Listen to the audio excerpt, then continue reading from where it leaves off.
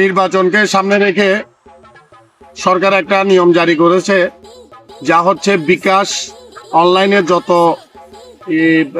আর্থিক লেনদেন হয়, বিকাশ, রকেট, নগদ, তো এগুলা আপনারা 1,000 টাকার উপরে, মানে 8 তারিখ থেকে শুরু করে এবং 13 তারিখ পর্যন্ত 1,000 টাকার উপরে কাউকে পাঠাতে পারবেন না, লেনদেন করতে পারবেন না। এর উপরে যদি যান আপনার জন্য আইনগত ব্যবস্থা নেবে।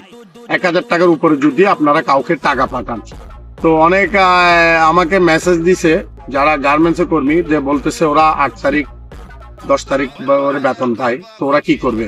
কারণ আমাদের দেশে তো বেতন, যে হারে বেতন 10,000 টাকা করে পায় যে সোনার বাংলা, তো ওদের একটা জন্য মেসেজ থাকবে। কারণ আপনারা উঠাইতে পারবেন 1,000 করে আপনারা টাকা উঠাতে পারবেন, কারণ 1,000-এর উপরে যেন অতিক্রম না হয়, ওইভাবে করে টাকা বের করবেন।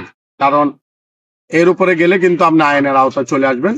আপনারা সর্বোচ্চ 10,000 টাকা একদিন করে ক্যাশ আউট করতে পারবেন, উত্তোলন করতে পারবেন, পাঠাতে পারবেন, কিন্তু 1,000 টাকার উপরে নয়।